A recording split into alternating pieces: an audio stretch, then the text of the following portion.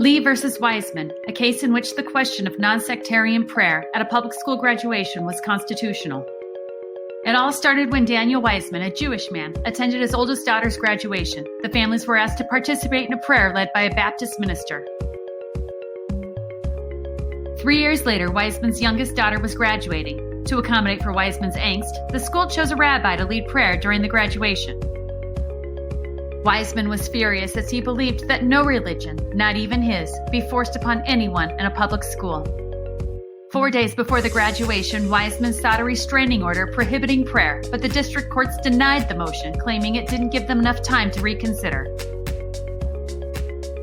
Daniel Weisman and his daughter Deborah attended graduation, where the rabbi, who was provided with guidelines to follow for such civic occasions, used the words God, Lord, and Amen. Weisman sought a permanent injunction based on the violation of the First Amendment's Establishment Clause. Congress shall make no law respecting an establishment of religion.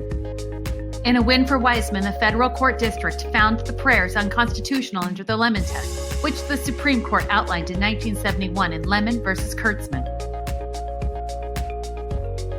The second piece to the Lemon Test questions whether or not the case brought before the courts has a primary effect that either advances or inhibits religion. The federal courts ruled that prayer in a public school advances religion. Unhappy with the federal court's decision, Providence School District and the state appealed to the Supreme Court and was granted certiorari. Providence School District held firm that the prayer was non-sectarian and was composed with inclusiveness and sensitivity, and that the graduation attendance was voluntary.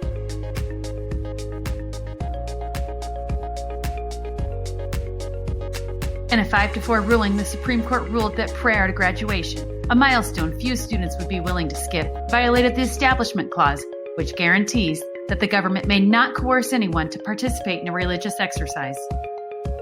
The Supreme Court affirmed that prayer at a public school graduation is a state-sponsored and state-directed religious exercise that indirectly coerces students to participate in prayer. This is a clear violation of the Establishment Clause. During the Supreme Court review of the case, Justice Anthony Kennedy introduced the coercion test, saying that the public school students were coerced to participate in a state-sponsored religious event where the public schools delivered prayer during the graduation. Justice Kennedy states that research in psychology supports the common assumption that adolescents are often susceptible to pressure from their peers towards conformity, and that the influence is strongest in matters of social convention.